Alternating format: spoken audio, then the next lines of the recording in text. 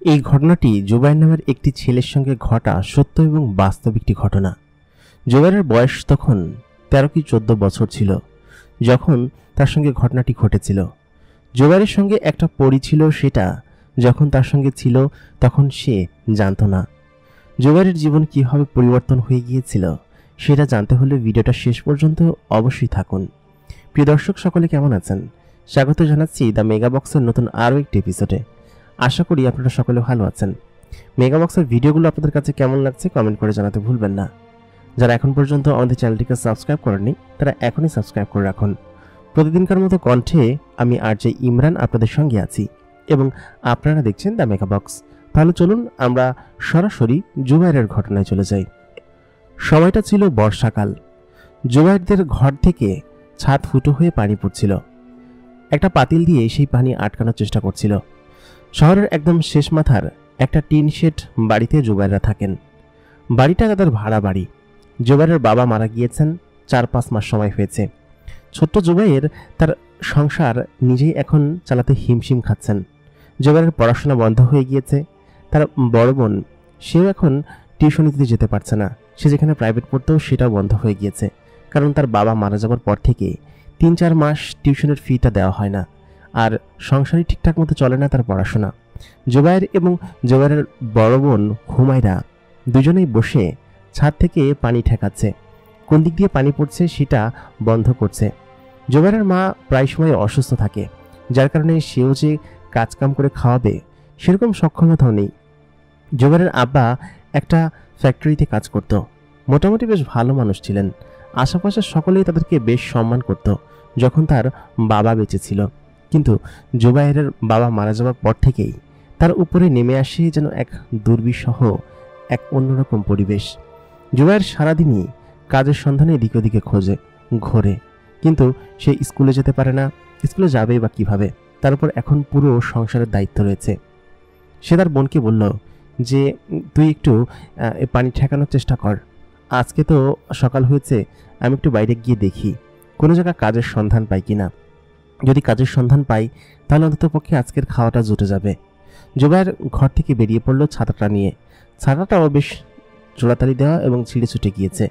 জুবায়ের একজন মাদ্রাসার ছাত্র ছিল। সে মাদ্রাসায় পড়াশোনা করত। তার মোটামুটি কায়দায় 7-8 পারা মুখস্থ হয়েছে। তার আব্বা শখ করে তাকে প্রাইমারি স্কুল থেকে ছাড়িয়ে মাদ্রাসায় ভর্তি করিয়ে দিয়েছিল। তার বাবা বেশ সৎ এবং ভালো মানুষ ছিলেন। জুবায়ের অনেকটা পথ হাঁটলো, প্রায় অনেকটা সময় ধরে, কিন্তু আশেপাশে সে কোনো কাজ খুঁজে পেল না। সারাদিন সে এদিক ওদিকে কাজ খুঁজতে লাগলো। তখন বৃষ্টি থেমে গিয়েছে। আকাশে ঝলমলে রোদ উঠেছে। বৃষ্টি হলেই জুবায়েরদের বাড়িতে পানি ঢুকে, এই কারণে সে বেশ চিন্তিত থাকে। কিন্তু আজকে বৃষ্টি হবে না, আর বেশ ক্ষুধার্ত সে। ওইখানে একটা বটগাছ আছে বাজারের পাশেই। সে বটগাছটার পাশে গোল করে একটা পাথরের কংক্রিটে মোড়ানো আছে এবং সেখানে শোয়া যায়। জুবায়ের শরীর বেশ ক্লান্ত ছিল। সে দুপুরবেলা সেখানে শুয়ে পড়ল। রোদের আলো তার মুখে এসে পড়ছে। জুবায়ের চিন্তা করতে থাকলো, তার বাবা যখন বেঁচে ছিল প্রত্যেকদিন সকালবেলা তার বাবা তাকে মাদ্রাসায় দিয়ে আসতো, আবার চলে আসতো জুবায়ের সন্ধ্যার দিকে। মাদ্রাসাটা তাদের বাসা থেকে দূরে ছিল না, যার কারণে তার আব্বা তাকে নিয়ে আসতো এবং সে চলেও আসতো। তার বোন কত খুশি ছিল। তার বোন এবার কলেজে উঠেছে। কলেজে ভর্তিও হতে চেয়েছিল, কিন্তু টাকার কারণে ভর্তি হতে পারেনি।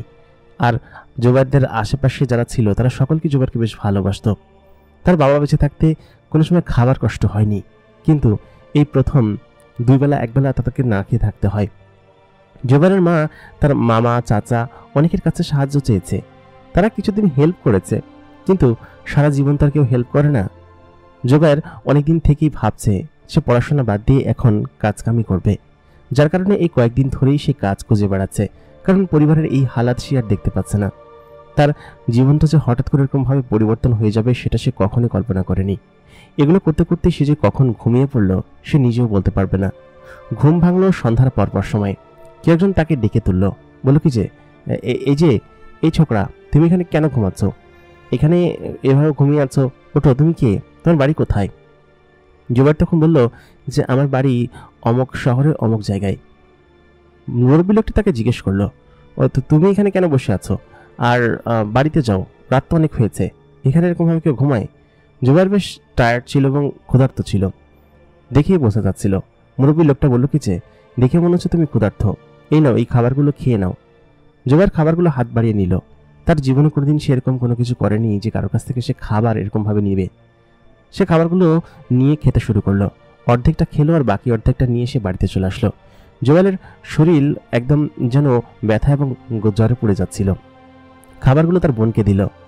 তারা সন্ধ্যার পরে রান্না করেছে পাশের বাড়ি থেকে চাল নিয়ে এসে, আর দোকানেও বাকি পড়েছে। দোকান থেকেও তেমন টাকা পয়সা বা ওইরকমভাবে জিনিসপাতি দিচ্ছে না, কারণ তার টাকা অনেকদিন ধরে দেয় না। জুবায়ের বোন দেখলো ওর গায়ে বেশ জ্বর, প্রায় 2 দিন তার গায়ে জ্বর টিকলো। জুবায়ের বোন তাকে বলল যে দেখি আমি কোনো টিউশন জোগাড় করতে পারি কিনা, আর আমি দেখি জব টব কোনো কিছু যদি পাই তাহলে করব, আর তোকে কোথাও যেতে হবে না, তুই এতটুকু একটা ছেলে, তুই কোথায় যাবি? তখন জুবায়ের বোন কথা বলতে জুবায়ের বলল, না, আমিও দেখি কোনো কিছু একটা করা যায় কিনা, এরকমভাবে তো আর বসে থাকলে চলবে না, আমি কালকে গিয়ে আবার দেখব। 2 দিন পরে তার জ্বর সারল এবং সে ভাবলো যে আজকে একটু দূরের মার্কেটে যাবে এবং সেখানে গিয়ে কাজ খুঁজবে। পরের দিন ঠিক সকাল সকাল সে বেরিয়ে পড়ল কাজের সন্ধানে। একটা হোটেলে সে অবশ্য একটু কাজের পেল আর কি, যে তাকে কাজ দিয়েছে, কিন্তু কিছুক্ষণ পরেই সে একটা গ্লাস ভেঙে ফেললো। এই অপরাধে তাকে সেই হোটেল থেকে বেরিয়ে করে দিল। বলে কিছু, তুই এখানে থাকলে আমার আরও ক্ষতি করবি, তুই এখান থেকে বের হ। যেবার সারাদিন এদিকে ওদিকে খোঁজাখুঁজি করতে লাগলো, কিন্তু কোনো কিছুই সে আশেপাশে পেল না। অনেকটা পথ হাঁটতে হাঁটতে সে অনেকটা ক্লান্ত হয়ে গিয়েছে। আজকে তার বাড়ি ছেড়ে অনেকটা দূরে সে এসেছে কাজের জন্য, কিন্তু এখানেও সে কোনো কাজ পায়নি। সন্ধ্যা নেমে এসেছে, সে কোথায় এসেছে সেটাই সে বলতে পারছে না, কারণ হাঁটতে হাঁটতে সে যে কত দূর চলে এসেছে সেটা সে জানে না। হঠাৎ করে সে খেয়াল করলো সে এমন একটা রাস্তা ধরে আসছে যে রাস্তাটা একদম শুনশান এবং জঙ্গলের রাস্তা। এরকম রাস্তা জুবায়ের এর আগে আর কখনো দেখেনি। খুব ভয় লাগছে তার কাছে, এমনকি সে মনে মনে ভাবছে যে এর ভিতর থেকে যদি কোনো জন্তু জানোয়ার বেরিয়ে আসে তাহলে তো তাকে খেয়ে ফেলবে। সে বেশ চিন্তিত হয়ে সামনের দিকে এগোতে শুরু করলো। কাঁচা রাস্তা ছিল এবং সে এই রাস্তায় নেমে আসলেই ভুল করেছে। সে যদি বড় রাস্তা ধরে যেত, সে ভেবেছিল যে এই রাস্তা দিয়ে হয়তো সামনে দ্রুত এগোনো যাবে, কিন্তু চারিদিকে তখন দূর দূরান্ত থেকে শিয়ালের ডাক শোনা যাচ্ছে। ঘন জঙ্গল, আশেপাশে কোনো বাড়ি ঘর দোর নেই। ও এদিকে কিভাবে আসলো সেটাই ছোট্ট জুবায়ের বুঝতে পারছে না। অনেকটা পথ হাঁটার পরে সে খেয়াল করলো জঙ্গলের ভিতরে একটা মাঝারি আকৃতির বাড়ি। বাড়িটা দেখতে মসজিদের মতো এবং ভেতরেরটা একদম ফাঁকা। জুবায়ের মনে মনে ভাবলো যে এটা নিশ্চয়ই মসজিদ, এবং ঠিক তেমনটাই হলো। আসলে জিনিসটা মসজিদ ছিল এবং জুবায়ের একটু স্বস্তির নিঃশ্বাস ফেলল, কারণ এখান থেকে খানিকটা দূরে দেখা যাচ্ছে কিছু বাড়ি ঘরদোর। তার মানে জুবায়ের বাড়ি ঘরদোর এবং লোকালের কাছে চলে এসেছে। সে ভীষণ ভয় পেয়েছিল। সে যদি একটু সামনে এগোই তাহলে নির্ঘাত বাড়ি ঘরদোরের কেউ তাকে আশ্রয় দিবে না, কারণ এর আগেও অনেকবার আশ্রয় নেওয়ার জন্য সে অনেকের কাছে গিয়েছে, কিন্তু কেউ তাকে আশ্রয় দেয়নি। তাকে আজকে এই মসজিদের ভিতরে থাকতে হবে। মসজিদের এই পাশে ঘন জঙ্গল ভরা, এদিকে কোনো ঘর বাড়ি নেই। জুবায়ের সঙ্গে সঙ্গে সে মসজিদের ভিতরে ঢুকে গেল। ততক্ষণে মুসল্লিরা নামাজ পড়ে বেরিয়ে গিয়েছে। মসজিদের ভিতরে সর্বশেষ যে লোকটি ছিল সেও বেরিয়ে গেল, কিন্তু জুবায়ের ছিল বেশ টায়ার্ড, যার কারণে সে মসজিদের ওইখানে শুয়েই ঘুমিয়ে পড়ল।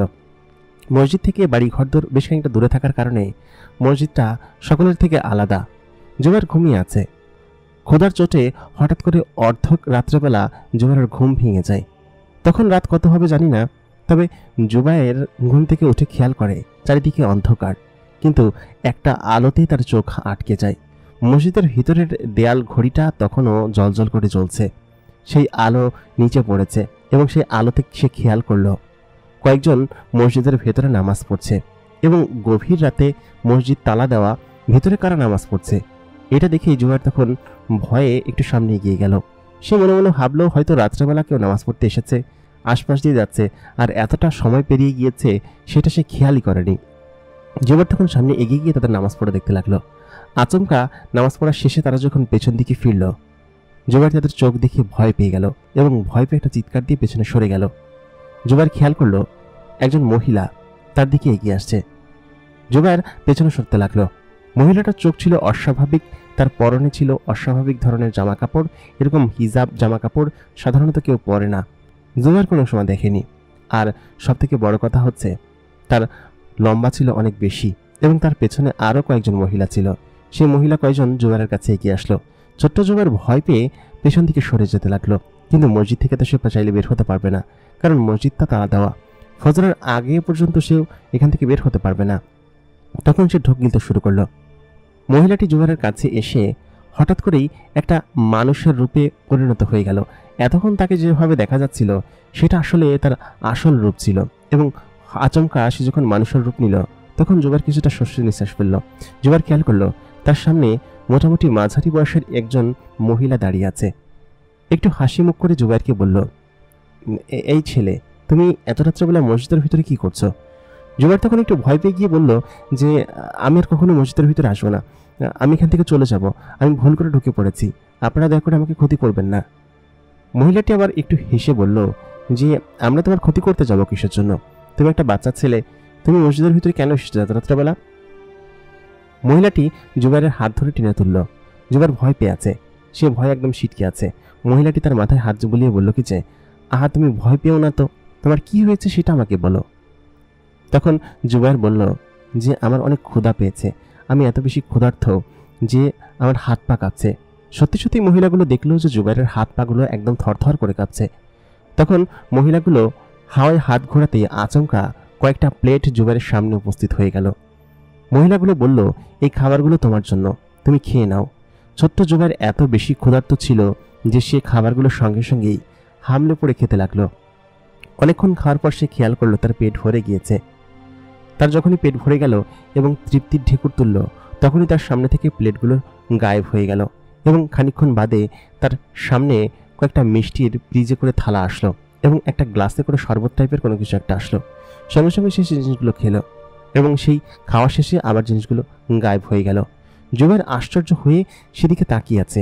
তখন সে সেই মহিলাগুলোকে জিজ্ঞেস করলো যে আপনারা কারা এবং এত রাত্রেবেলা এই মসজিদে কেন নামাজ পড়ছেন, আর আমাকে কেন খাবার খাওয়ালেন, আপনারা আমাকে কেন সাহায্য করলেন? মহিলাটি তখন বলল, তুমি ভালো একটা ছেলে, তোমাকে দেখেই মনে হচ্ছে তুমি ভালো ঘরের ছেলে। এত রাত্রেবেলা এখানে কেন এসেছো সেই বিষয়ে আমরা জানতে কৌতূহলী। তুমি বলো আমাদেরকে, নির্ভয়ে বলো, আমি তোমাদের কোনো ক্ষতি করব না আর তোমাকে কোনো কিছু করব না। আসলে আমি তোমার পরিচয় আগে জেনে নিই, তারপর আমাদের সম্পর্কে বলছি, তোমার সমস্ত কথা আমি বলবো, তুমি বলো। তখন জুবাইর বলতে শুরু করলো, আমার নাম হচ্ছে জুবাইর। আমার পরিবারে আমার একটা বড় বোন, আমার মা আর আমার বাবা ছিল। বাকি তিনজন আছে, মানে মা এবং বোন আছে, কিন্তু আব্বা মারা গিয়েছে। প্রায় 6-7 মাস হলো তিনি মারা গিয়েছে। আব্বা মারা যাওয়ার আগে আমাদের পরিবারের সকল কিছুই মোটামুটি আমাদের খুব ভালোভাবে চলতো। আমাদের খুব সুখী একটা পরিবার ছিল, কিন্তু হঠাৎ করেই আব্বা মারা যান, এবং এই মারা যাওয়ার কারণে আমাদের সমস্ত পরিবার নিয়ে আমরা একদম পথে বসে যাই। আমরা যে বাড়িতে থাকি সেই বাড়িওয়ালাটা বেশ ভালো, যার কারণে আমাদেরকে বাড়ি থেকে এখন পর্যন্ত বের করেননি, এখানেই আমাদেরকে থাকতে দিয়েছে, আর আমরা এখানেই থাকি। প্রায় কয়েক মাস আমাদের আত্মীয় স্বজন অন্যান্য সকলে দেখেছে, কিন্তু এখন আর আমাদেরকে এরকমভাবে দেখেন না। আমরা পড়ে গিয়েছি মহা বিপদে। আমার আব্বা আমাদের জন্য তেমন কোনো সেভিংস রেখে যাননি যে সেভিংস ব্যবহার করে আমি এবং আমাদের পরিবার চলবে। আমি একজন মাদ্রাসার ছাত্র, প্রায় 7 পারার মতো মুখস্থ করেছি। বাকিগুলো সম্ভব হচ্ছে না শুধুমাত্র টাকা পয়সা না দেওয়ার কারণে। মাদ্রাসা থেকে আমাকে বের করে দিয়েছে, কারণ 5 মাসের বেতন বকেয়া বাক। এই জন্যই আমি মাদ্রাসায় যেতে পারি না। আমার বড় বোন, সেও পড়াশোনা বাদ দিয়ে দিয়েছে। আমরা গ্রামে যেতে চেয়েছিলাম, কিন্তু গ্রামে যে আমরা কখনো থাকিনি, এই জন্য গ্রামে আমাদের কোনো ঘর বাড়ি নেই। আমাদের যে জায়গাগুলো ছিল, আমার মোট 2 কাকা, সেই 2 কাকাই আমাদের জায়গার উপরে দখল করে তারা ঘর বাড়ি বানিয়ে রেখেছে। আমার আম্মা অনেক রিকোয়েস্ট করেছে যে আমাদেরকে আমাদের জমিটুকু বুঝিয়ে দিন। আমার দাদা দাদি কেউ বেঁচে নেই, যার কারণে আমার কাকারা সেই জমি সম্পূর্ণটুকু ভোগ দখল করে রেখেছে। আমাদের যে ফসলের জমি ছিল, সেই ফসলের জমিও তারা চাষ করে, যার কারণে তারা আমাদেরকে ফসলও ঠিকঠাক মতো দেয় না, এবং চাচারা আমাদেরকে ঠকিয়েছে। তারা জানে যে আমি এতিম ছেলে, কিন্তু তারপরেও আমাদের সঙ্গে এরকমটা করেছে। আমি মূলত কয়েকদিন ধরে সংসারের হাল ধরার জন্য এদিকে ওদিকে ঘুরে বেড়াচ্ছিলাম, যাতে করে একটা চাকরি ম্যানেজ করা যায় কিনা বা কোনো একটা কাজ ম্যানেজ করা যায় কিনা। সেই জন্যই আজকেও কাজ খোঁজার উদ্দেশ্যে বেরিয়েছিলাম, কিন্তু আজকে আমি আসলে কোথাও কোনো কাজ পাইনি, এবং এরকমভাবে হাঁটতে হাঁটতেই মসজিদের কাছে চলে আসি। তখন ওই মসজিদের কল থেকে একটু পানি খেয়ে এখানেই ঘুমিয়ে পড়ি, কারণ আমি জানি যে আমি অনেকটা পথ হেঁটে চলে এসেছি, আজকে চাইলেও আমি বাড়িতে ফিরতে পারবো না। এই কারণেই মূলত হচ্ছে আমি এখানে শুয়ে বিশ্রাম নিচ্ছিলাম, কিন্তু অর্ধেক রাত্রেবেলা আমার প্রচণ্ড ক্ষুধায় ঘুম ভেঙে যায়, এবং ঘুম ভেঙে যাওয়ার কারণে আমি এখানে এরকমভাবে উঠে আপনাদেরকে দেখতে পাই। তখন মহিলাগুলো বলে, আচ্ছা বুঝতে পেরেছি জুবায়ের, তোমার কথা আমি খুব ভালোভাবেই বুঝতে পেরেছি। তোমার বাবা মারা যাওয়ার পর থেকেই তোমাদেরকে সকলেই ঠকাচ্ছে, কিন্তু তোমাদের বাড়িওয়ালাটা ভালো, এটা জেনে আমার বেশ খুশি হয়েছি। এখন শোনো, আমরা হচ্ছে জিন জাতি এবং জিন মহিলা। আমরা এই দিক দিয়ে যাত্রাপথে যাচ্ছিলাম, হঠাৎ করে এই মসজিদটা ফাঁকা দেখে এবং জনমানব শূন্য দেখে আমরা এখানে নামাজ পড়ার জন্য নামি। আমরা তো রাত্রেবেলা নামাজ পড়ি, এখানে নামার পরে আমরা নামাজ পড়ছিলাম, কিন্তু আচমকা তোমাকে পেছনে দেখে আমরা অবাক হয়েছি যে তুমি মসজিদের ভিতরে কি করছো। এই কারণে তোমার কাছে এগিয়ে এসেছি। সাধারণত কোনো মানুষ যদি আমাদেরকে দেখে ফেলে তাহলে আমরা সেইখান থেকে প্রস্থান নেই, আর যদি সেই মানুষটা আমাদের সামনাসামনি পড়ে যায় তাহলে তাদেরকে না বুঝতে দিয়ে সেখান থেকে বেরিয়ে পড়ি। কিন্তু তুমি একটা বাচ্চা ছেলে, এরকম জীর্ণশীর্ণ চেহারা নিয়ে মসজিদের ভেতরে এরকমভাবে বসে আছো, নিশ্চয়ই কোনো সমস্যা আছে, সেটা ভেবেই আমি তোমার কাছে এসেছি। শোনো, তুমি আজকে বাড়িতে চলো, বাড়িতে গিয়ে তোমার মা এবং বোনের কাছে যাও, ওরা নিশ্চয়ই তোমাকে নিয়ে চিন্তা করছে। আমরা তোমাকে সেখানে নামিয়ে দিয়ে যাব, আর পরবর্তীতে কি করতে হবে সেটা আমি তোমাকে বলবো। আজকে তুমি বাড়িতে যাও, ঠিক আছে? তোমার সঙ্গে আবার আমি দেখা করব। তাই বলে জুবায়ের বলতে লাগলো যে আমি কিভাবে বাড়িতে যাব এখন? মসজিদে তো তালা দিয়ে দিয়েছে, আর আমার বাড়িটা তো অনেক দূরে। জিন মহিলাগুলো বললেন যে তোমাকে এত চিন্তা করতে হবে না, আমরাই তোমাকে দিয়ে আসবো। তাই বলে জুবায়েরকে হাত ধরে সামনের দিকে নিয়ে আসলো, এবং জুবায়ের দেখলো তার সামনে একটা আলোকিত বস্তু ব্লিঙ্ক হলো এবং চারিদিকে আলোতে ভরে গেল। খানিকক্ষণ বাদে সে তার নিজের শরীরটাকে নিজের বাড়ির সামনে আবিষ্কার করলো। সে খেয়াল করলো সে মহিলাগুলো তার পাশে দাঁড়িয়ে আছে। তারপর জুবায়ের বলল কি যে আচ্ছা ঠিক আছে আন্টি, তাহলে আমরা যাই, ঠিক আছে? তাই বলে জুবায়ের তাদেরকে সালাম দিয়ে নিজের ঘরের ভিতরে প্রবেশ করলো, এবং সেই মহিলাগুলো জুবায়ের চোখের সামনেই অদৃশ্য হয়ে গেল। জুবায়ের বুঝতেও পারছে না যে তার সঙ্গে কি হচ্ছে। সে ঘরের ভিতরে গেল। ঘরের ভিতরে যাওয়ার পর সে খেয়াল করলো তার বোন ঘুমিয়ে পড়েছে এবং আজকে বাড়িতে কোনো কিছু রান্না হয়নি। জুবায়ের হাতে একটা থলে ছিল, সেই থলের ভিতরে ওই জিন মহিলাগুলো বেশ কিছু খাবারের প্যাকেট দিয়ে দিয়েছে। যে খাবারগুলো জুবায়ের খেয়েছে ওইখানে, ঠিক একই খাবারগুলো জুবায়েরের জন্য তার মা এবং বোনের জন্য দিয়ে দিয়েছে। জুবায়ের যখন ঘরের ভিতরে প্রবেশ করলো, তার বোন দেখলো যে সে এখন পর্যন্ত জেগে আছে। তার বোন এসে জুবায়েরকে মারতে শুরু করলো। তুই এত রাত পর্যন্ত কোথায় ছিলি? তোকে খুঁজতে আমরা কত জায়গায় গিয়েছি জানিস? চিন্তা হয় না তোর জন্য বুঝি? বকাঝকা করতে লাগলো। জুবায়ের তখন বলল যে তোমাদের জন্য খাবার নিয়ে এসেছে আপু, এই নাও। তার মা তখন উঠে বলল কি যে কোত্থেকে নিয়ে আসলি খাবার? জুবায়ের বলল সেটা পরে বলবো, আগে তোমরা খাও। তারপর তারা সকলে তৃপ্তি করে খেলো। জুবায়ের বোন কতদিনের জন্য ক্ষুধার্ত মনে হচ্ছিল, সে খাবারগুলো এত তৃপ্তি করে খেলো। বললো এত ভালো খাবার কোত্থেকে নিয়ে আসলি? জুবায়ের তখন বলল আহা তুই খা তো, পরে বলবো, আমি খেয়ে এসেছি, তোরা খা, আমি ঘুমাতে গেলাম। তাই বলে জুবায়ের তার বিছানায় ঘুমাতে গেল। পরের দিন সকালবেলা উঠে জুবায়ের একইভাবে তার কাজের সন্ধানে বেরিয়ে পড়ল। সারাদিন এদিকে ওদিকে কাজ খুঁজে কাজ পেল না। সন্ধ্যার দিকে সে সেই বটগাছটা নিচে বসে থাকলো যেখানে সে এর আগের দিন ঘুমিয়ে পড়েছিল। সেখানে বসে আছে। রাত তখন বেশ হয়েছে, এশার আজান দিয়ে দিয়েছে। সে মনে মনে ভাবলো আজকে বাড়িতে চলে যাওয়া উচিত। জুবায়ের যখন রাস্তা দিয়ে বাড়ি দিকে হেঁটে আসছিল, ঠিক তখনই একটা ঝোপঝাড়ের আড়াল থেকে জুবায়েরকে ডেকে বলল, জুবায়ের এদিকে আসো। জুবায়ের ডান দিকে তাকিয়ে দেখলো সেই মহিলাগুলো দাঁড়িয়ে আছে। তখন সে জুবায়েরকে বলল, শোনো, তুমি আমাদের সঙ্গে চলো। ওইখানে যাবার পর তারপর তোমার সঙ্গে কি করা যায় সেটা আমরা ভেবে দেখব। আমরা কথা বলেছি, ঠিক আছে? তোমাকে আমরা ভালো কোনো একটা কাজের ব্যবস্থা করে দিব, এবং সেটা করলে আমার মনে হয় তোমার জন্য ভালো হবে। তোমার সঙ্গে যেহেতু আমাদেরকে দেখা হয়ে গিয়েছে, আর আমরা সাধারণত মানুষের দুনিয়ায় আসি না, কিন্তু তোমার কাছে যেহেতু এসেছি সেহেতু তোমাকে আমাদের হেল্প করা দরকার। তুমি চলো আমাদের সঙ্গে। জুবায়ের তখন সেই মহিলাটির হাত ধরলেন। মহিলাটি তাকে আবার সে আলোকিত বস্তুর ভিতর দিয়ে অন্য কোনো একটা জগতে নিয়ে আসলেন। সেই জগৎটা জুবায়েরের জগৎ থেকে একদম ভিন্ন। তারা যে বাড়ির ভিতরে ঢুকেছে, সেই বাড়িটার চারিদিকে শুধুমাত্র আলো আর আলো। প্রত্যেকটা দেয়াল যেন সাদা রং দিয়ে একদম ভর্তি করা। বাইরের পরিবেশ ঠিকঠাক মতো দেখা যাচ্ছে না। জুবায়ের যখন সেখানে গেল, সেখানে যাওয়ার পর সে দেখলো সেখানে বড় সাদা জামা পরা একজন মহিলা দাঁড়িয়ে আছে, তার পাশে একজন পুরুষ। সেই পুরুষটাকে দেখতে বেশ লম্বা চড়া, দানবের মতো শরীর। তিনি তখন কোন একটা ভাষায় সেই মহিলাটিকে কিছু একটা বললেন। মহিলাটি তখন আমার দিকে ইঙ্গিত করে, জুবায়ের দিকে ইঙ্গিত করে কিছু একটা বলল। বেশ খানিকক্ষণ পর সেই লোকটা হাত উপরে উঠিয়ে বললেন, ঠিক আছে, এরকম কোন একটা সাইন। তখন মহিলাগুলো খুশি হয়ে জুবায়েরকে ভেতরের দিকে নিয়ে গেল। জুবায়ের খেয়াল করলো চারিদিকে এই মহলে যারা আছে প্রত্যেকটা ছেলে মেয়ে বেশ সুন্দর দেখতে, এবং মহলটাও বেশ সুন্দর। মহলের পাশেই খুব বড় একটা বাগান আছে, সেই বাগানের ভিতরে বেশ ভালো ভালো ফুল ফুটে আছে। হঠাৎ করে জুবাইরের চোখ গেল সেই বাগানে থাকা একটা মেয়ের দিকে। মেয়েটি জুবাইরের থেকে একটু বড়, দেখে বেশ সুন্দরী মনে হচ্ছে, বেশ ইয়াং। বারান্দা থেকে যখন জুবাইর সেদিকে দেখছিল, মহিলাটি তখন বলল, কি দেখছো? ওইটা হচ্ছে আমাদের এখানকার রাজকুমারী, মানে আমাদের এই সর্দার যে আছেন, যার সঙ্গে তুমি কথা বললে, তার মেয়ে ওইটা।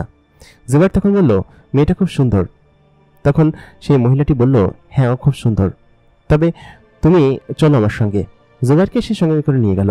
বেশ খানিকটা ভেতরে নিয়ে যাওয়ার পর জুবাইর দেখল সেখানে খুব বড় একটা রুম রয়েছে। সেই রুমের ভিতরে জুবাইরকে থাকতে দেওয়া হলো। বললো, তুমি এখানে থাকো, তোমার ব্যাপারে কথা বলেছি এবং সহায়তা যা করার উনি করবেন। 2 দিন পরে তুমি এখান থেকে সমস্ত সহায়তা নিয়ে তারপর যাবে, ঠিক আছে? তারপর জুবাইর তার নিজের কক্ষে, মানে যেখানে তাকে থাকতে দেওয়া হয়েছে, সেখানে সে বসে রইল। বেশ খানিক্ষণ পর সেই মেয়েটি যখন তার রুমের পাশ দিয়ে যাচ্ছিল, তখনই জুবাইরের দিকে সে তাকিয়ে অবাক হলো, কারণ এরকম মানুষ সে এর আগে কখনো দেখেনি। সে তো জিনের দুনিয়া থেকে কখনো বেরই হয়নি। তখন সেই মেয়েটি জুবাইরের কাছে এগিয়ে আসলো। এগিয়ে এসে বলল, এই তুমি এরকম কিসের জন্য? তোমাকে দেখে তো কোনো জিন মনে হচ্ছে না, তুমি কে? তখনই জুবাইর বলে উঠল, আমার নাম জুবাইর, আমি একজন মানুষ। আমি আজকেই মানুষের দুনিয়া থেকে এখানে এসেছি। এক মহিলা আমাকে এখানে নিয়ে এসেছে, এক আন্টি। মেয়েটি তখন অবাক হয়ে বলল, মানুষ তুমি? আমি এর আগে মানুষের ব্যাপারে অনেক কিছু শুনেছি, কিন্তু এরকমভাবে মানুষ যেরকম হয় সেটা আমি কখনো দেখিনি। সত্যি তুমি একজন মানুষ? তোমাকে দেখে আমার সত্যি কেমন যেন লাগছে, দেখি তোমাকে কি আমি একটু ছুঁয়ে দেখতে পারি? মেয়েটি খুব অবাক হয়ে জুবাইরের দিকে দেখছে।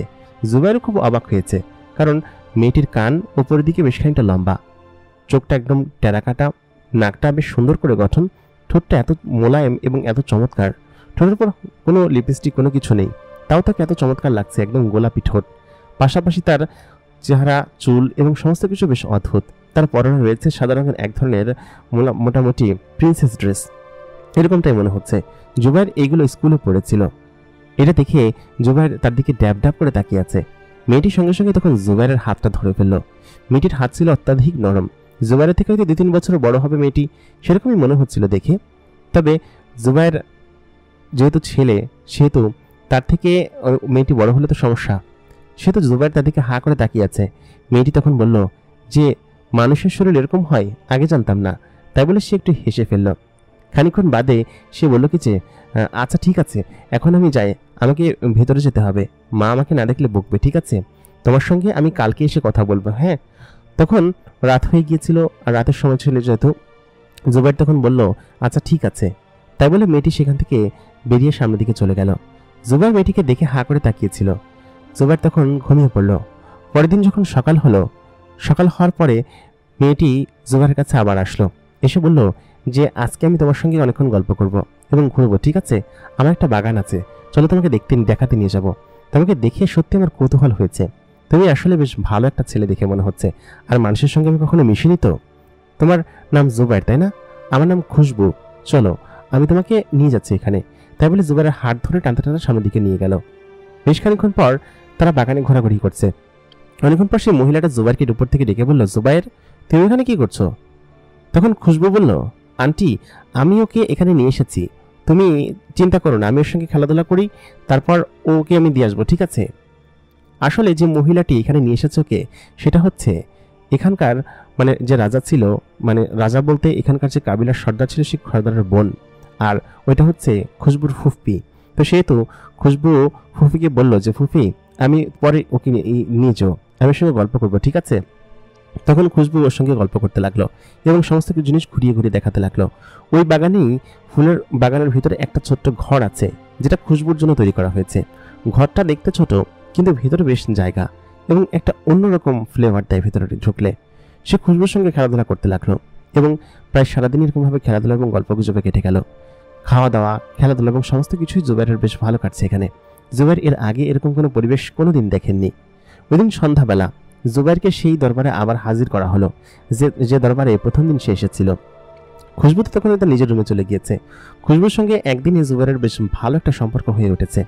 জুবাইর তখন সেই কক্ষে গিয়ে আবার সেই সর্দার যে ছিল তার সঙ্গে গল্প করতে লাগলো। মানে সেই মহিলাটা, মানে খুশবুর যে খালা ছিল, তিনি তখন বললেন যে, ওকে কিছু আর্থিক সহায়তা দিলে ও হয়তো কোনো কিছু করে নিজেকে টিকিয়ে নিতে পারত।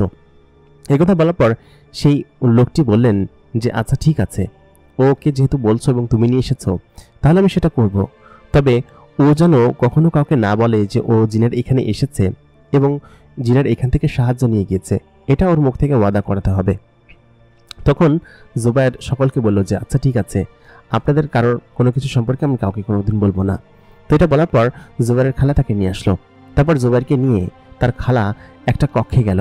কক্ষটা খোলার পর জুবায়ের দেখে সত্যি অবাক হয়ে গেল, কারণ সেখানে ছিল অনেক স্বর্ণালঙ্কার, মতি এবং নানান ধরনের অলৌকিক চমৎকৃত জিনিস। জুবায়ের যখন ভিতরে প্রবেশ করলো তখন সেই মহিলাটি বললেন যে তুমি এখানে দাঁড়াও, আমি কিছু অর্থ তোমাকে এনে দিচ্ছি। এই অর্থগুলো সম্পর্কে কিন্তু তোমাদের বাড়ির আশেপাশের কাউকে বলবে না, ঠিক আছে? আর তোমার চাচা যারা কিনা তোমার সম্পত্তি বাজেয়াপ্ত করেছে এবং লুট করেছে, তাদের সম্পর্কেও আমি খোঁজ খবর নিচ্ছি এবং সেটা কিভাবে ফেরত দেওয়া যায় সে বিষয়েও আমি অবশ্যই সকলকে বলছি, ঠিক আছে? তুমি এখন এখানে দাঁড়াও। তারপর জুবায়ের সেখানে দাঁড়ালো। জুবায়েরের পাশে দুজন জিন দাঁড়িয়েছিল। জিন দুজনও বেশ অদ্ভুত দেখতে। জুবায়েরের দিকে বারবার খেয়াল করছিল কেমনভাবে এবং হাসাহাসি করছিল তাকে দেখে, কারণ তারা এর আগে কখনো মানুষ দেখেনি। মানুষ দেখে তারা ঠাট্টা করতে শুরু করলো। বেশ খানিক্ষণ পর ভেতর থেকে এক থলে ভর্তি লাল টাইপের একটা জিনিস নিয়ে আসলো সে। এনে বলল কি যে এই জিনিসের এটার ভিতরে বেশ কিছু মোহর আছে। এই মোহরগুলো স্বর্ণ দিয়ে তৈরি। তুমি এই স্বর্ণগুলো বিক্রি করে হয়তো তোমার রোজরুটির ব্যবস্থা করতে পারবে। তুমি যে কোনো একটা কাজ শুরু করতে পারো, কোনো দোকান বা অন্য কোনো কিছু, যেটা তোমাকে তোমার মঞ্জিলে পৌঁছাবে, ঠিক আছে? আর এটা দিয়ে আশা করি তোমার সমস্ত সমাধান ঠিক হয়ে যাবে। তারপর জুবায়ের বলল আমি তো জানি না যে এগুলো দিয়ে কী করতে হয় এবং কীভাবে করতে হয়, আমি তো তাও জানি না। কোথায় গেলে এগুলো বিক্রি করতে পারবো? আর যদি বিক্রি করার পরে কেউ যদি আমাকে বলে যে এগুলো কোত্থেকে পেয়েছি, তখন কি বলবো? তখন মহিলাটি চিন্তা করলো, আসলে তো চিন্তার বিষয়। এক কাজ করি, তাহলে চলো আমি তোমার সঙ্গে যাই, আমি গিয়ে সেখানে বিক্রি করে তোমাকে টাকাগুলো তোমার হাতে পৌঁছে দিই, ঠিক আছে? এরপর যা যা করা দরকার সেগুলো করে দিব। তারপর জুবায়ের বলল আচ্ছা ঠিক আছে। ওরা যখন আসছিল তখনই খুশবু পেছন থেকে তার ফুফিকে ডেকে বলল যে ফুফি, আমিও তোমাদের সঙ্গে যাব। আমি তো কখনো ওখানে যাইনি, তাই না? আমি ওখানে গিয়ে দেখবো যে ওইখানটা কেমন হয়। কোনোভাবেই খুশবু এখান থেকে না এসে যাবে না। জুবায়ের তখন বলল আচ্ছা ঠিক আছে, খুশবুকে আমাদের সঙ্গে নিয়ে নিই, ও তো চলে আসবে আপনার সঙ্গে, তাই না? তখন ওর ফুফি বলল আচ্ছা ঠিক আছে। খুশবু, ফুফি এবং জুবায়ের তিনজনে একটা বাহন, খুবই অদ্ভুত জাতীয় একটা ঘোড়া, সেটা একটা বাহন টানছে। সে বাহনের উপর চড়ে বসলো। সেটা একটা জঙ্গলের ভিতর দিয়ে যাচ্ছে। আচমকা একটা আলোকিত বস্তু সেই জঙ্গলটাকে চেঞ্জ করে দিয়ে সামনের দিকে বেরিয়ে আসলো। ততক্ষণে তারা একটা রাস্তার পাশে নামলো। ততক্ষণে খুশবু ফুফি, যে সে তো তার আসল রূপে ছিল, সে তখন মানুষের রূপ নিয়ে নিল এবং খুশবু নিজেও একটা মানুষের রূপ নিয়ে, মানে তার যে আসল রূপ সে রূপ থেকে চেঞ্জ হয়ে একটা মানুষের রূপ নিয়ে মানুষের মতো পোশাক পরে জুবায়ের সাথে হাঁটতে শুরু করলো। খুশবু এবং জুবায়ের দুজনকে দেখতে এখন একই রকম লাগছিল। মনে হচ্ছিল তারা দুজন ছোট্ট বাচ্চা, কিন্তু জুবায়ের বয়স এখন 13-14 বছর। সে তো একদমই ছোট না। সে খুশবুর সঙ্গে হাঁটতে শুরু করলো, সঙ্গে সেই মহিলাটি যে কিনা তাদের সঙ্গে এসেছে। মহিলাটি কয়েকটা মোহর বের করে এক স্বর্ণকারের দোকানে দিল। বলল কি যে এই জিনিসগুলো আমি বিক্রি করব। তবে খুশবুর ফুফি জানতো যে এটা যদি এরকম আকারে দেওয়া হয় তাহলে নির্ঘাত ওনারা এটা নিয়ে কোনো সংশয় প্রকাশ করবে, বলবে কোথা থেকে পেয়েছি। এই জন্য খুশবুর যে ফুফি আছে সে আগে থেকেই এটাকে অলঙ্কারে পরিণত করে নিয়ে এসেছে, যেরকমটা মানুষের তৈরি করে আর কি। তারপর দোকানে আনার পর তারা বলল যে হ্যাঁ এটা খাঁটি সোনা এবং এটা দিয়ে আপনারা এত টাকা পাবেন। তারপর যদিও কম টাকা দিচ্ছিল, কারণ তারা কোনো রিসিপ্ট দেখাতে পারেনি, সেহেতু তারা এই স্বর্ণগুলো মোটামুটি কম টাকাই তাদের কাছ থেকে কিনে নিল। কিন্তু অনেক টাকা ছিল সেখানে, প্রায় 6 থেকে 7 লাখ টাকার মতো স্বর্ণ হলো। সেগুলো বিক্রি করার পরে সবগুলো টাকা সে জুবায়ের কাছে বুঝিয়ে দিল। কিন্তু জুবায়ের এতগুলো টাকা নিয়ে কোনো কিছু করতে পারবে না। সেই কারণে সে চিন্তা করলো যে তাকে একটা দোকান বা যেভাবে কোনো কিছু একটা করে দেওয়া দরকার। জুবায়ের যে গলিতে থাকতো সেটা মোটামুটি একটা ভালো গলি ছিল এবং ওই গলিতে কোনো দোকান ছিল না। তখন জুবায়ের সেই আন্টি, জিন আন্টি চিন্তা করলো যে এই বাড়িতেই কোনো একটা জায়গা যদি দোকান ভাড়া পাওয়া যায় তাহলে সেখানেই দোকানটাকে একটা নিয়ে দিব। তখন ওই দিক দিয়ে যাওয়ার পথে, মানে ওই দিকে যখন যাচ্ছিল ওরা জুবায়েরকে বাড়িতে পৌঁছে দেওয়ার জন্য, তখন তারা খেয়াল করলো যে ওইখানেই একটা দোকান খালি আছে এবং সেখানেই টুলেট লেখা, যেটা কিনা জুবায়ের দেখে বলল আন্টি এখানে এই দোকানটা খালি হবে। গলির মাথায় খুব সুন্দর একটা দোকান এবং মূল সংযোগের সাথে মিশেছে এটা, এখানে দোকান হলে নিশ্চয়ই ভালো কোনো কিছু হবে। সঙ্গে সঙ্গে সে দেরি না করে ওই বাড়ির ভিতরে ঢুকে গেল। ঢুকে যাওয়ার পর জুবাইরকে সঙ্গে করে নিয়েই সেই বাড়িওয়ালার সঙ্গে কথা বললো কি যে দোকানটা চালাবো আমি, কিন্তু আমার ছেলেও থাকবে। জুবাইরকে তার ছেলে বললো আর কি, আর এ হচ্ছে আমার ছেলে এবং মেয়ে। তো এই কথা বলার পর ওই দোকানদার মানে বাড়ির মালিক তখন বললো আচ্ছা ঠিক আছে, কিন্তু অ্যাডভান্স দিতে হবে ভারী, এবং অ্যাডভান্স দিতে হবে 3 লাখ টাকা। তখন জুবাইর যে আন্টি ছিল সে বললো আচ্ছা ঠিক আছে, অ্যাডভান্স 3 লাখ টাকায় দিব, আর বাকি যে টাকা আমাদের কাছে থাকবে ওটাতে আমরা মাল উঠাবো। এটা বলার পর সেই আন্টি বলল আচ্ছা ঠিক আছে, এবং টাকাগুলো বুঝিয়ে দিল। কয়েকদিনের মধ্যে বাকি টাকাগুলো দিয়ে জুবাইরের দোকানে সে মাল উঠিয়ে দিল। বললো কিছু শোনো, তোমাকে এখন এই দোকান চালাতে হবে, দোকান কিভাবে চালাতে হয় সেটা তুমি আস্তে আস্তে শিখে যাবে, কিন্তু কখনো কাউকে কোনো জিনিস ধার দিবে না, ঠিক আছে? জুবাইর বলল আচ্ছা ঠিক আছে। এই কথা বলার পর সেদিনকে জুবাইরের আন্টি এবং সকলে এখান থেকে চলে গেল। জুবাইরের বোন তাকে জিজ্ঞেস করলো যে কিভাবে এটা করলি, তুই এত টাকা কোথা থেকে পেলি? তখন জুবাইরের বোনকে সে সমস্ত কিছু খুলে বললো তুই মাকে এরকম কোনো কিছু বলবি না, ঠিক আছে? তখন জুবাইরের বোন শুনে বলল খুবই অবাক হলাম বিষয়গুলো শুনে, এরকমটা কোনোদিন সম্ভব যে কোনো জিন এসে আমাদেরকে উপকার করেছে, আমরা তাদেরকে দেখতে চাই। জুবাইরের বোন এই কথা শোনার পর বললো কিছু আচ্ছা ঠিক আছে, এখন থেকে দোকানে আমিও বসবো, তুইও বসবি, ঠিক আছে? আর তুই এখন থেকে পড়াশোনা করবি, মাদ্রাসা থেকে ফিরে সন্ধ্যার পরে তুই বসবি, আর আমি সমস্ত কিছু দেখবো, আর মায়ের চিকিৎসা করানো জরুরি। এরকম করে প্রায় মাসখানেক তারা দোকান চালালো। দোকান থেকে বেশ ভালো একটা প্রফিট তাদের কাছে আসলো, এবং সেই প্রফিটটা বেশ ভালো ছিল। এর মাঝখানে জুবাইরের সঙ্গে খুশবুর তেমন দেখা হয়নি, বা খুশবু এখানে আসবেও না, কারণ খুশবুর তো ছোট ছিল তখন, সে তার এখানে আসতে পারবে না। তো এরকম করে সে খুশবুর সঙ্গে হচ্ছে গিয়ে ওইখানে আর দেখা করেনি। তো জুবাইরদের বেশ ভালোই চলছিল দোকানপাট, তার বোন চালাতো, এবং কিছুদিন পরে তার মায়ের চিকিৎসা করানোর পর তার মা সুস্থ হলো। তার মা প্রায় সবসময় সুস্থ থাকতো, অসুস্থ থাকতো, ঘরে পড়ে থাকতো। তো তার মা সুস্থ হলো, সুস্থ হওয়ার পরে তার মাই প্রায় সবসময় দোকানে বসতো। জুবাইর দোকানে সমস্ত কিছু দেখভাল করতে শুরু করলো, আর আগে থেকে বেশ ভালো চলতে শুরু করলো। সে আবার পুনরায় মাদ্রাসায় পড়তে শুরু করলো, এবং মাদ্রাসায় নিয়মিত যেত, তারপর বাড়িতে চলে আসতো, যেহেতু তার বাবা এখন বেঁচে নেই, তাকে এখন বাড়িতে এসে সমস্ত কিছু দেখতে হবে। তার মা এরকমভাবে দোকান সামলাতো, এবং তার বোন তখন একটা কলেজে ভর্তি হলো 1 বছর পরে। ভর্তি হওয়ার পরে সেও পড়াশোনা করতে লাগলো। এরকম করে তাদের সময় বেশ ভালো কাটতে শুরু করলো, এবং প্রায় 4-5 বছর এরকমভাবে কাটার পর তার বোন তো বড় হয়েছিল। তো জুবাইরের বোনের বিয়ে দেওয়ার জন্য তখন সে একটু বিপদে পড়েছিল, কারণ স্বর্ণালঙ্কার বা যা কিছু দেওয়া লাগে সেগুলো তো আর চাইলেই সে দিতে পারবে না। তো সেহেতু সে একটু চিন্তিত ছিল তার বোনকে বিয়ে দেওয়ার জন্য।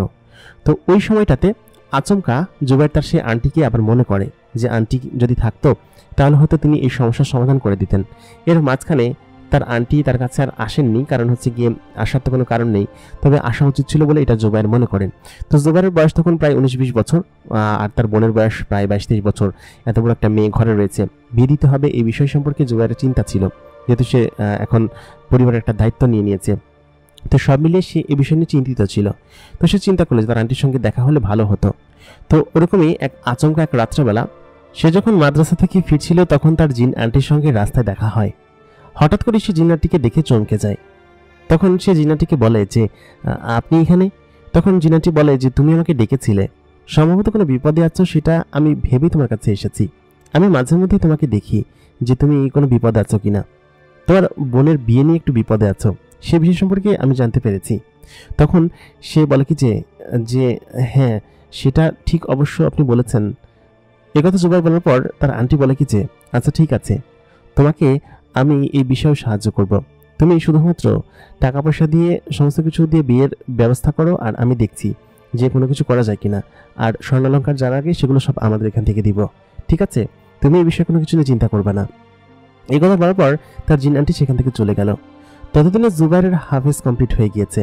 জুবাইর এখন বেশ বড় হয়ে গিয়েছে, এবং তার পরিবারের সমস্ত দায়িত্ব সে একাই এখন বহন করে। জুবাইররা আগে যে বাড়িতে থাকতো সেই বাড়িটা ছেড়ে তারা এখন নতুন একটা বাড়িতে উঠেছে, একটা ফ্ল্যাট বাড়িতে। মোটামুটি কায়দায় তার দোকান এই কয়েক বছরে বেশ ভালোই বড় হয়েছে। তারা যে বাড়িতে দোকান নিয়েছিল সেই বাড়িরই 3 তলায় ভাড়া থাকে। জুবাইরকে এলাকার সকলে বেশ পছন্দ করে, কারণ সে একটা ভালো ছেলে। এই কারণে তার বোনের জন্য সে ছেলে খুঁজছিল। এরই মাঝখানে জুবাইরের সেই আন্টি আবার আসলো, এসে বলল কি যে তুমি যদি কিছু মনে না করো তাহলে আমি তোমার বোনের জন্য একটা ছেলে ঠিক করেছি। সেই ছেলেটা তোমার বোনকে দেখে পছন্দ করেছে। ছেলেটা আমার সঙ্গে সেদিনকে তোমাদের বাড়িতে এসেছিল, এবং এসে তোমার বোনকে দেখে সে পছন্দ করেছে। জুবাইর তখন বলল কোন ছেলে? তখন সেই আন্টি বলল কি যে আসলে ছেলেটা আর কেউ নয়, ছেলেটা হচ্ছে আমার বোনের ছেলে। আমার বোনের ছেলেটা খুব ভালো এবং সে একটা জিন। যদি তোমার কোনো কিছু সমস্যা না হয় তাহলে তার সঙ্গে তুমি তোমার বোনের বিয়ে দিতে পারো, আশা করি তোমার বোন খারাপ থাকবে না। জুবাইর তখন বলল একটা জিনের সঙ্গে আসলে বিষয়টা কেমন হয়ে যায় না। তখন তার আন্টি বলল কি যে না, এটাতে কোনো সমস্যা হবে না, জিন বা মানুষ যাই হোক না কেন সে তোমার বোনকে পছন্দ করেছে এবং ভালো রাখবে, তুমি দেখো চিন্তা করে, আমি তোমার উপর কোনো জোর জবরদস্তি করবো না। ও আমাকে বললো যে তোমার বোনকে সে পছন্দ করেছে, এই জন্যই মূলত হচ্ছে আমি এই কথাটা তোমার কাছে তুলেছি, এখন তুমি ভেবে দেখো। জুবাইর ওদিনকে রাত্রেবেলা বাড়িতে গিয়ে তার বোনকে বলল যে একটা জিন ছেলে আছে যে কিনা তোকে পছন্দ করে এবং সেটা আন্টির বোনের ছেলে, তুই কি তাকে বিয়ে করতে রাজি আছিস কিনা। তো তখন জুবাইরের বড় বোন বলল যে আসলে কি বলবো ভেবে পাচ্ছি না, তবে আন্টি যেহেতু বলেছে, আন্টির সঙ্গে এর আগেও জুবাইরের বড় বোন দেখা করেছে এবং সে তখন বলল আচ্ছা ঠিক আছে ওদেরকে আসতে বল, তারপর দেখি ওরা কি বলে। জুবাইরের মা বলল আচ্ছা ঠিক আছে, ওরা যেহেতু এত উপকার আমাদেরকে করেছে সেহেতু ওদের কথা ফেলে দেওয়া যায় না। ওই দিন রাত্রেবেলা ওরা আসার কথা বললো আর কি। জুবাইরের বোন দেখতে বেশ সুন্দরী। সেদিনকে জুবাইরের আন্টির ওই ছেলে যখন এখানে আসছিল তখন ওইখান দেখে মনে হচ্ছে গিয়ে জুবাইরের বোনকে সে পছন্দ করে।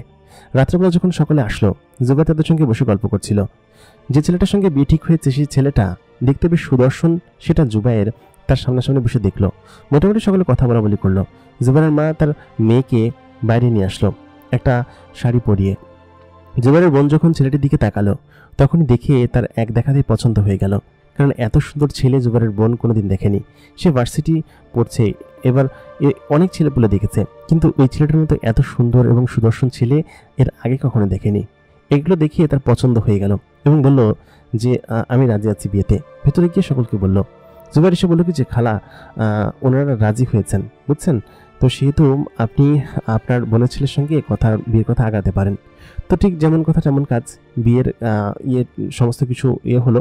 তো দিন রাত্রেবেলা বেশ কিছু জিন জুবাইরদের বাড়িতে আসলো এবং ঘরোয়াভাবেই তার বোনের সঙ্গে ওই রাত্রেবেলা বিয়ে দেওয়া হলো এবং বাড়িতে মোটামুটি কাদের কেউ জানতো না, এরকম পরিবেশেই বিয়ে দেওয়া হলো। যার সঙ্গে বিয়ে হয়েছিল সেই পরিবার বা ওই সমস্ত কিছু বেশ ভালো এবং সমস্ত দিক দিয়ে বেশ উন্নত, এবং জিন বলে যে তারা অন্য কোনো সেরকম কোনো কিছু না। জুবাইরের বোনকে ছেলেটা বেশ ভালোবাসতো, সেটা কয়েক দিন যখন এখানে ছিল সেটা দেখিয়ে বোঝা যেত যে তার প্রতি কেয়ারিং ছিল, এমনকি জুবাইরকেও বেশ ভালোবাসতো, পছন্দ করতো। তো সপ্তাহখানিক কেটে যাওয়ার পর মূলত হচ্ছে গিয়ে জুবাইরের যে দুলাভাই ছিল সেই দুলাভাই বলেছিল যে এখানে তো বেশ কিছুদিন থাকলাম আমরা, তো ওকে নিয়ে এখন আমাদের ওইখানে যেতে হবে, আমার বাবা মা ওকে তো ওইখানে নিয়ে যেতে বলছে, আর আপনারা আমাদের সঙ্গে যাবেন। জুবাইরের মা এবং জুবাইরকে বলল। তো বললো কিছু আচ্ছা ঠিক আছে দুলাভাই, আমরা তাহলে ওইখানে যাবো, সমস্যা নেই, আমরা ওইখানে গিয়ে আপনাদের ওইখানে গিয়ে থাকবো কিছুদিন। তো তাই বলার পরে প্রায় পরের দিন সকালে ওইখান থেকে মানে ওদের বাড়ি ঘর দোকানপাট যা ছিল সমস্ত কিছু তালা দিয়ে ওরা চলে গেল সেই অঞ্চলে, মানে যেখানে ওর দুলাভাইয়ের বাড়ি আর কি, ওর বোনের শ্বশুর বাড়ি। তো ওর বোনের শ্বশুর বাড়িটাও বেশ ভালো ছিল, একটা বড় ঘর ছিল, দোতলা ঘর, এবং ঘরটা ওরকমভাবেই পাথর বা ইট দিয়ে কোনো কিছু একটা তৈরি, এবং ঘরটা সাদা। এখানে সমস্ত ঘরবাড়িগুলো এরকম ছিল এবং খুব অন্যরকম ঘরবাড়ি ছিল, যেখানে দেখলেই যে কারোর মন ভালো হয়ে যাবে এরকম একটা জায়গা। তো এখানে যাওয়ার পর আমি জুবাইর প্রায় 2 দিন এখানে এরকমভাবে থাকলো এবং 2 দিন দেখলো যে তার বোনের শ্বশুর বাড়ি এবং সমস্ত জিন যারা এখানে আছে সকলে বেশ ভালো এবং বেশ সুন্দর দেখতে, তারা বেশ তাদের ব্যবহারও খুব সুন্দর। তো এগুলো দেখে জুবাইর তখন মনে মনে ভাবলো যে সেদিন রাত্রেবেলা যদি ওই মসজিদের ভিতরে না যেত ও, তাহলে হয়তো ওই জিনগুলোর সঙ্গে দেখা হতো না, আর দেখা না হলে হয়তো এই আজকে এত পরিবর্তন তাদের জীবনে হয়তো আসতো না, এরকম একটা পরিবেশ হয়তো তাদের জীবনে কখনই তারা পেত না। তো ওই মুহূর্তে জুবাইর হচ্ছে গিয়ে আশেপাশে তখন ঘুরলো এবং জুবাইরের যে আন্টি ছিল, যে আন্টির সঙ্গে প্রথম দিন দেখা হয়েছিল, সেই আন্টি বললো কি যে কী ব্যাপার জুবাইর, সব কিছু ঠিকঠাক মতো চলছে? তো তখন বললো কি যে হ্যাঁ ঠিকঠাক মতো চলছে। তো ওই মুহূর্তে তখন জুবাইরের সেই আন্টি বললো চলো আমাদের প্রাসাদ থেকে ঘুরে এসো, অনেকদিন তো যাও না, গিয়ে ঘুরে আসো, চলো বেড়াতে চলো। তো তাই বলে জুবাইরকে ওদিনকে হচ্ছে কি ওইখান থেকে নিয়ে গেল। তো নিয়ে যাওয়ার পর জুবাইর যখন সেই প্রাসাদের ওখানে গেল দেখলো সমস্ত কিছু ঠিক আগের মতোই আছে। তো তখন জুবাইরের খুশবুর কথা মনে হতে লাগলো যে খুশবু এখন কেমন আছে, কোথায় আছে। তো খুশবুর সেই ফুফিকে মানে জুবাইরের আন্টিকে তখন জিজ্ঞেস করতে লাগলো যে আছে, কোথাও একটা আছে। তো ও তখন আবার সেই কক্ষে ওকে থাকতে দেওয়া হলো, যে কক্ষে হচ্ছে গিয়ে ওই এর আগে এখানে ছিল এসে। তো বললো যে এটা হচ্ছে তোমার সেই কক্ষ, যে কক্ষে হচ্ছে গিয়ে তুমি আগে থাকতে। তো জুবাইর খুশবুকে মনে মনে খুঁজছিল যে খুশবু কোথায় আছে, কি করছে। তো আশেপাশে অনেকটা খোঁজাখুঁজি করলো, কিন্তু পেল না। তো ওই রাত্রেবেলা হচ্ছে জুবাইর তখন তার নিজের কক্ষে বসেছিল। তো তখনই জুবাইরের কক্ষের পাশ দিয়ে কেউ একজন হেসে ওদিক দিয়ে যাচ্ছিল, তার সঙ্গে আরো 2-3টা মেয়ে ছিল। তো সঙ্গে সঙ্গে জুবাইর বাইরে বেরিয়ে আসলো। বেরিয়ে এসে যখন সে পেছন দিক দিয়ে দেখলো যে একটা মেয়ে এবং তার পেছনে আরো 2-3টা মেয়ে হেঁটে যাচ্ছে, তখনই জুবাইর পেছন থেকে ডাক দিল। জুবাইরের পরনে ছিল হচ্ছে গিয়ে মাথায় একটা টুপি, আর পরনে একটা পাঞ্জাবিটা খুব চমৎকার ছিল, এখান থেকেই দিয়েছে। এবং এখানে জিনেরা যেরকম জামা কাপড় পরে ওরকম জামা কাপড়ই আর কি। তো ও যখন পেছনে গিয়ে যখন দেখলো যে মেয়েটি হেঁটে যাচ্ছে, তখন সে পেছন থেকে সামনের দিকে তাকালো, এবং যখনই সে সামনের দিকে তাকালো তখন সে খুশবু বলে একটা ডাক দিল। ডাক দেওয়ার সঙ্গে সঙ্গেই সামনে থেকে একটা মেয়ে পেছন দিকে ঘুরে তাকালো। খুশবুকে সে আজকে থেকে প্রায় 5-6 বছর আগে দেখেছে। তখন খুশবু ছোট ছিল, সেও ছোট ছিল, কিন্তু এখন সে একটু বড় হয়েছে। খুশবু যখন পেছন দিকে ফিরে তাকালো, খুশবুর এক বিন্দুও চিন্তার দেরি হলো না যে এটা হচ্ছে তার জুবাইর, যার সঙ্গে কিনা ছোটবেলায় সে খেলতো, কয়েকদিন সে খেলাধুলা করেছে। তো ওইটা দেখেই সঙ্গে সঙ্গে সে এমনভাবে তাকালো। ওই সময় জুবাইর খুশবুর দিকে তাকিয়ে একদম হতভম্ব হয়ে গেল, কারণ খুশবু আগের থেকেও প্রায় কয়েক গুণ সুন্দরী হয়ে উঠেছে, এবং তার শারীরিক গঠন, তার চেহারা, সমস্ত কিছু এত চমৎকার যে জুবাইর তার দিকে হা করে তাকিয়ে থাকতে লাগলো। এবং খুশবু তার কাছে এগিয়ে এসে বলল কি যে, জুবাইর, তুমি এখানে কখন এসেছো? তখন জুবাইর খুশবুর দিকে তাকিয়ে বলল কি যে, মাশাআল্লাহ, এত সুন্দর, তুমি তো আগের থেকে অনেক সুন্দরী হয়ে উঠেছ। পরীরা এত সুন্দর হয়, আগে জানতাম না। প্রিয় দর্শক, এই গল্পের প্রথম পর্ব এখানেই শেষ। দ্বিতীয় পর্বে কি হবে জানতে হলে আমাদের সঙ্গে থাকুন। এতক্ষণ কণ্ঠে আমি আর জি ইমরান আপনাদের সঙ্গে ছিলাম, এবং আপনারা দেখছেন দ্য মেগাবক্স। মেগাবক্সের গল্পগুলো কেমন লাগে আমাদেরকে কমেন্ট করে জানাতে ভুলবেন না। আপনার জীবনে যদি কোনো ঘটনা বা গল্প থাকে আমাদেরকে লিখে জানাতে পারেন। আমাদের ইমেল অ্যাড্রেস এবং ফেসবুক পেজের ঠিকানা এই ভিডিও ডেসক্রিপশনে পেয়ে যাবেন। দেখা হচ্ছে পরবর্তী এপিসোড দেখার আমন্ত্রণ রইল। ততক্ষণ পর্যন্ত সকলে ভালো থাকবেন, সুস্থ থাকবেন। খোদা হাফেজ।